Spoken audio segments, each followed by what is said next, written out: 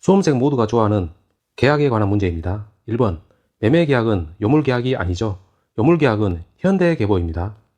요물계약이 아니기 때문에 낙선계약이죠.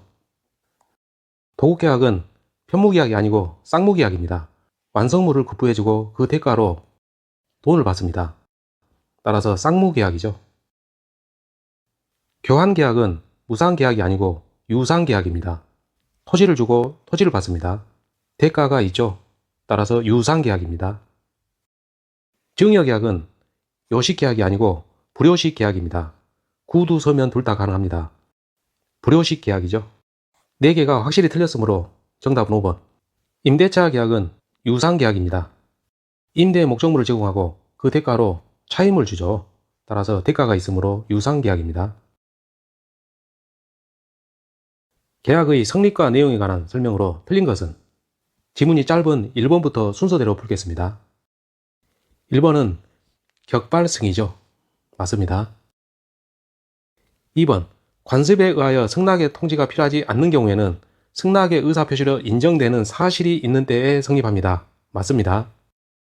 이 경우는 예금계약의 사안이죠. 은행 창구 여직원에게 돈을 지불하고 창구 여직원이 그 돈을 확인하면 그때에 성립합니다. 예금계약서에 일일이 서명 날인하는 게 아니고 방금 전에 설명드린 이러한 사실이 있으면 그때에 성립한다는 것이죠. 3번은 교차청약입니다. 우리가 암기한 것은 교차양도죠. 양청약 도달시 맞습니다. 4번은 지름길 민법에서 변조세 연세죠. 변조세 맞습니다. 변경을 가한 승낙은 거절과 동시에 새로 청약한 것으로 봅니다. 5번 선시공 후 분양이 되는 아파트의 경우입니다. 선시공 후 분양이니까 준공 후 분양 계약이죠. 이 경우 분양 계약의 목적물은 완공된 건축물입니다. 그러나 5번에서는 이 부분 준공 전에 그 외형 재질에 관해서 분양 광고에만 표현된 내용이 있는데 특별한 사정이 없어요. 이게 분양 계약의 내용이 되느냐의 문제입니다. 결론은 분양 계약의 내용이 되지가 않습니다. 왜냐하면 선시공 후 분양에서는 완공된 건축물만 계약 내용이 되거든요. 그런데 완공되기 전이죠. 준공 전이므로. 따라서 이 경우에는 분양 계약의 내용이 될 수가 없습니다. 그러므로 틀린 것은 5번. 계약 체결상 과실책임, 옳은 것을 모두 골라라. 지름길 민법에서 맨 처음 보실 것은 원시적 불능입니다. 두 번째 보실 것은 요건인데 요건은 두 가지가 있죠. 과실책임, 즉 책임입니다. 배상책임이죠. 배상 의무자가 있고 배상 권리자가 있어요. 가장 중요한 것은 배상 권리자의 요건이죠. 권리자의 요건은 선의이고 무과실입니다. 먼저 원시적 불능인가를 이 중에서 살펴봅니다. 기억에서 계약 체결 당시 불성립될 수 있다 이 부분이죠. 그리고 디귿에서 계약 체결 전에 이미 목적물이 전부 멸실되었다, 즉 원시적 불능입니다. 두 번째 보실 것은 요건 중에서 배상 권리자의 요건입니다. 선의이고 무과실 이 부분이죠. 권리자는 이 부분이에요. 손해를 입은 당사자가 권리를 갖죠. 그리고 여기도 키워드가 있어요. 손해를 입은 당사자. 이 손해를 입은 당사자가 선의이고 무과실인가를 살피면 됩니다. 알지 못하여, 즉 선의 요건은 갖췄어요. 그러나 무과실에 대한 내용은 없습니다. 따라서 과실 책임을 물을 수가 없지요. 기억이 들어간 것은 틀렸어요.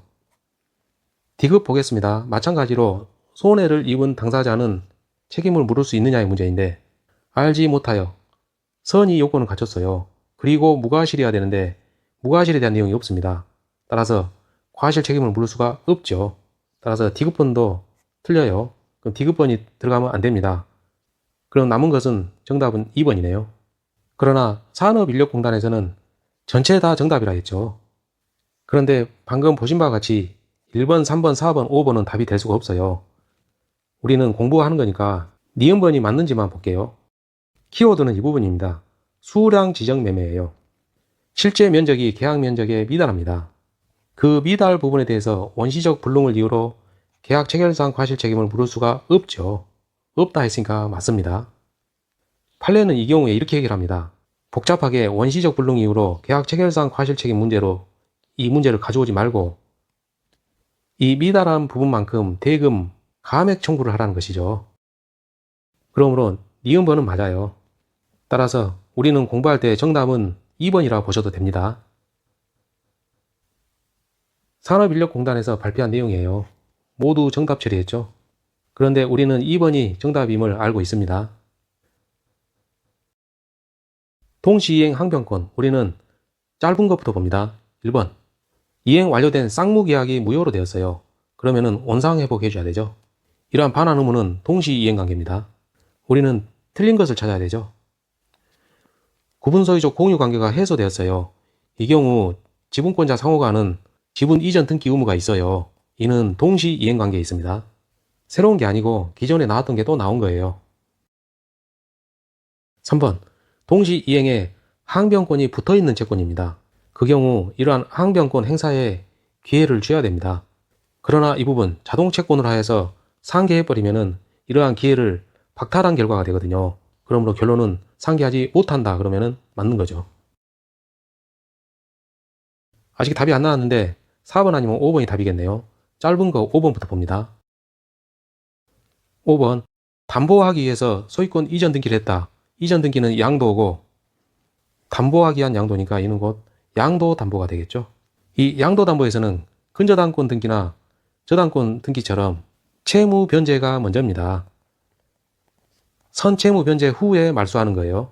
즉 채무 변제가 우선 이행돼야 됩니다. 동시 이행 관계가 아니에요. 틀린 것은 5번. 지문이 길어요. 핵심을 찾아야 됩니다. 계약 체결 후에 건물이 멸실되었습니다. 이는 후발적 불능이 되죠.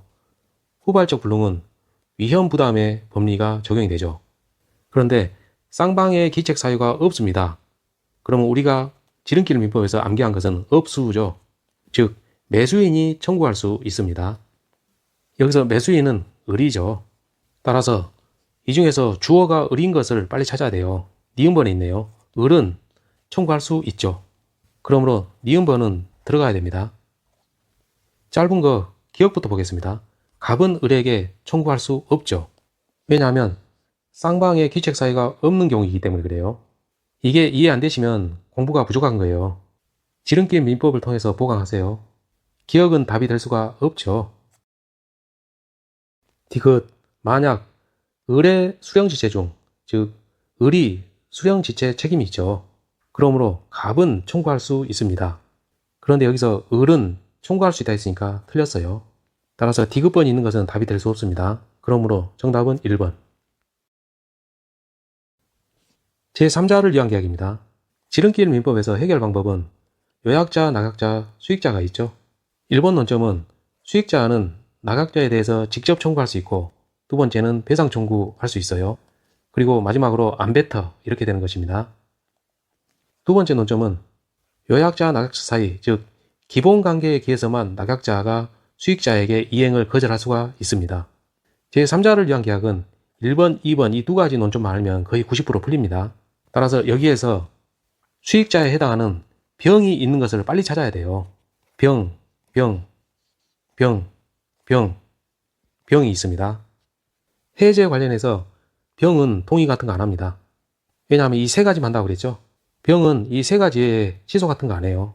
3번의 주어는 병이 아니라 을이네요. 을은 낙약자죠. 기본 관계에 의해서 거절할 수 있습니다. 을이 지급을 거절하려면 기본 관계, 갑과 을 사이 관계에 기해야 되는데 갑과 병의 법률 관계가 있어요. 따라서 이게 틀렸습니다. 4번, 을은 병에게 부당이득 반환을 청구할 수 있다 했는데 반환을 청구하지 못합니다.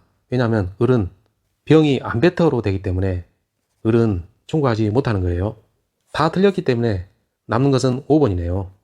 방금 이 빠른 풀이가 이해가 안 되신 분들은 지름길 민법 보십시오.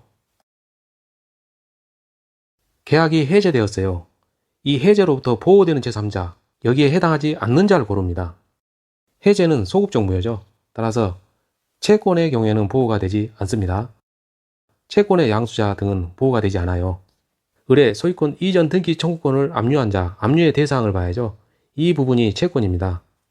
따라서 보호되지 않는 제3자인 거예요. 정답은 1번. 답을 확실하게 찾았으므로 나머지는 읽을 필요 없습니다. 계약금만 지급한 후에 인도받아 사용 수익 중이에요. 틀린 것은 논점을 빨리 파악해야 됩니다. 반환 의무, 착오 이후로 취소, 즉시 해제, 그리고 합의 해제 문제입니다. 반환 의무가 쉬우니까 먼저 볼게요. 계약이 해제됐어요. 그럼에도 불구하고 을이 그 토지를 계속 사용한다는 거죠. 그럼 이는 부당이득입니다. 따라서 부당이득 반환 의무가 있죠. 우리는 틀린 걸 찾아야 됩니다. 2번, 채무 불이행으로 해제되었어요.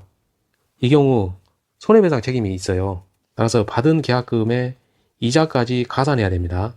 채무 불이행 때문에 이 부분이 있는 것이죠. 맞는 겁니다. 계약을 해제했다 할지라도 착오를 이유로 취소하게 되면 손해배상 의무를 면할 수 있게 되니까 착오 취소 제도를 이용할 실익이 있어요. 따라서 할 수 있다 했으니까 맞습니다. 4번, 즉시 해제 사유는 지름길 민법에서 정불미로 암기되어 있죠. 정기행위, 이행불능, 미리 해제 의사표시를 해온 경우, 이 경우에는 상당한 기간을 정한 최고 없이 즉시 해제할 수 있습니다. 이 셋 중에 어느 것인지를 앞부분 읽어서 판단해야 되죠. 채권자가 토지를 가압류했어요. 가압류했으므로 향후 강제 경매로 넘어갈 수 있겠죠. 그렇게 되면 이행불능 사태가 나올 수도 있어요. 이행불능으로 볼 수 있으려면은 갑이 무자력임이 입증이 돼야 됩니다. 그런데 갑이 무자력이란 말이 여기에는 없어요. 그렇기 때문에 아직은 이행불능 상태는 아닙니다. 그렇기 때문에 즉시 해제를 할 수가 없죠. 그러므로 정답은 4번. 토지 임차인의 지상물 매수 청구권입니다. 가장 중요한 논점은 소유자가 소유자에 대해서 하는 것이죠. 건물 소유자가 토지 소유자에 대해서 하는 것입니다. 옳은 것은 1번, 지상 건물을 타인에게 양도했다. 건물 소유자가 아니죠. 그러므로 행사할 수 없습니다. 임차인은 소유자인데 저당권이 설정된 건물이라 할지라도 여전히 소유자죠. 따라서 행사할 수 있어요. 없다 했으니까 틀렸습니다. 토지 소유자가 아닌 제3자랍니다. 토지 소유자가 아니기 때문에 매수 청구권의 상대방이 될 수가 없죠. 없다 했으니까 맞습니다. 정답은 3번. 확실한 답을 찾았으므로 4, 5번은 읽을 필요 없어요.